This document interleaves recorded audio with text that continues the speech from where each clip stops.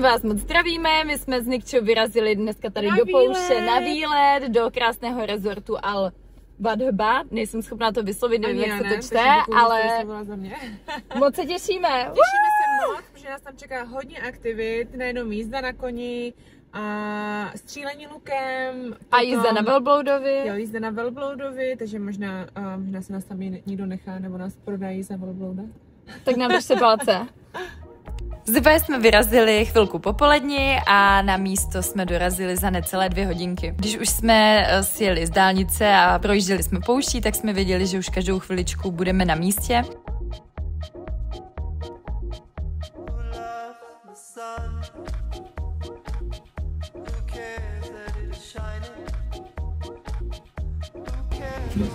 Good afternoon. Hello. Welcome to our local Thank you.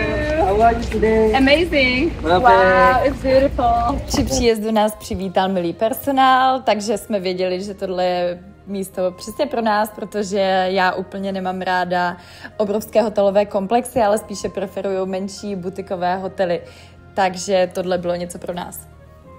Na tenhle ten resort jsem narazila v magazínu a okamžitě, jak jsem ho viděla na fotkách, tak jsem věděla, že prostě tady jet musíme. A i když Dubaj milujeme, tak přece jenom po náročném pracovním týdnu je občas fajn vypadnout někam do klidu. A jelikož tady to místo je uprostřed pouště, tak je tam absolutní klid a soukromí, takže je to přesně něco, co jsme potřebovali. Tady už nás personál vedl na náš pokoj, čili jsme si prošli celým komplexem a celý ten hotel je navržený v takovém arabském stylu, což my s Nikčou máme velice rádi, takže jsme byli naprosto nadšené.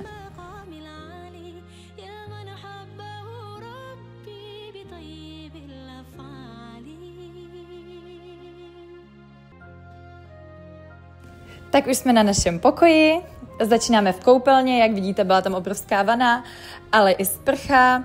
No, pokoj byl přesně podle našich představ. No a i celá ložnice byla velice prostorná, byla tam jak velká postel, tak i ještě k tomu sedačka a zároveň jsme měli přístup na velkou prostornou privátní terasu. No a na zahájení víkendu jsme si samozřejmě s Nikčou museli připít.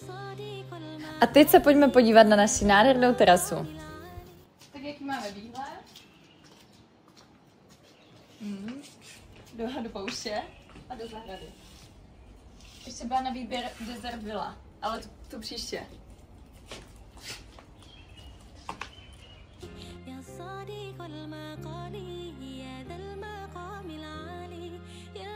Tak co, jaké máš pocity? Je to tady krásný, nádherný, tak jsem mega happy a spokojená. Takže právě jako s menším zpožděním, tak jdeme na koně. Je tady tolik aktivit, že se to prostě nedá všechno stihnout. Nedá se to stíhat. Během pár hodin. Měli bychom tady být minimálně týden. Takže to je další tip pro vás a určitě tady buďte minimálně tak aspoň 4 dny.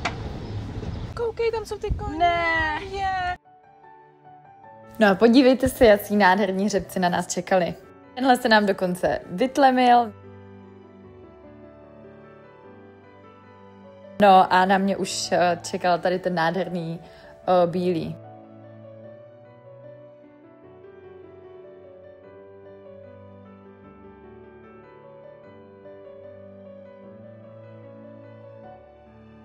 Nevím teda, co si o mě mysleli, že mi tam přistavili žebřík, ale zvládla jsem to i bez něj.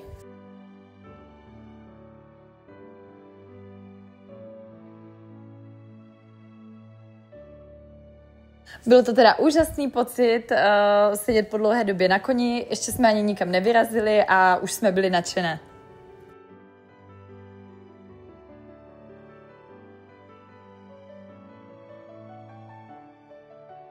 Za chvilku zapadalo slunko, tak jsme museli trošku šlápnout do kroku. Projížďka trvala asi hodinku.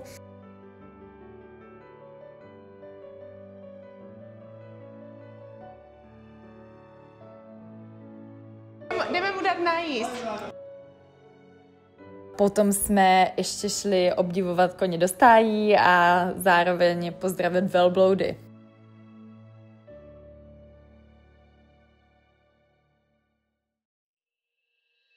Tomu jsme se vrátili zpátky do komplexu a protože byl čas večeře, tak jsme šli nakrmit už i sebe. Výběr bylo několik restaurací, my jsme se ale rozhodli pro arabskou, kde nám naservírovali tradiční arabské pokrmy.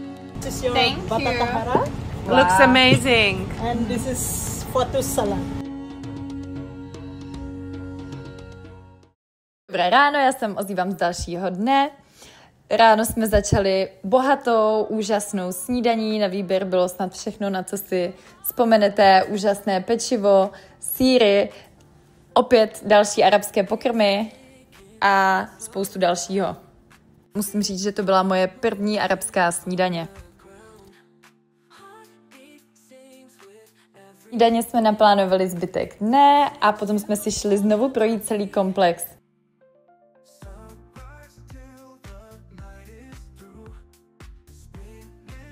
Dokonce tam chovají i sokoly, což je v Emirátech velice oblíbená chovatelská činnost.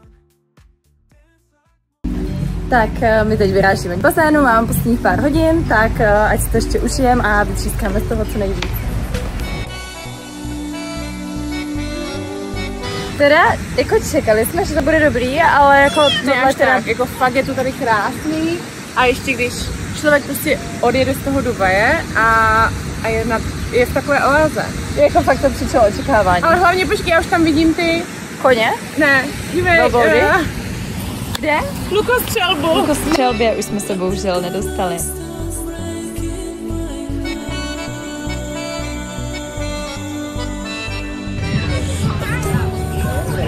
Blatí!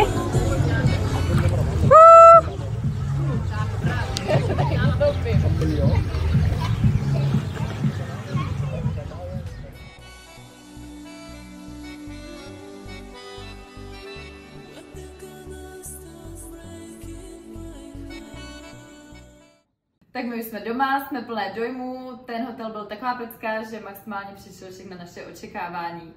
Bylo tam toho tak strašně moc co dělat, že opravdu ta jedna noc nestačí, takže pokud můžete, určitě tam jeďte minimálně na týden. Poslední pár hodin už jsme vůbec nenatáčeli, protože jsme si to chtěli užít.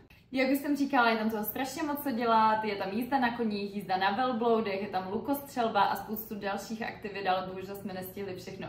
Ale ta jízda na koni, ta nás úplně sebrala, takže už teď jsme se přihlásili na další jízdy na koních v Dubaji, takže určitě v dalších videích uvidíte content právě z těchto lekcí. Tak toto je z dnešního videa vše, tak doufám, že se vám moje historicky první video líbilo. Budu ráda za zpětnou vazbu a pokud vás něco zajímá, určitě se nebojte zeptat v komentářích a samozřejmě budu ráda za každý like a odběr. A budu se těšit u dalšího videa.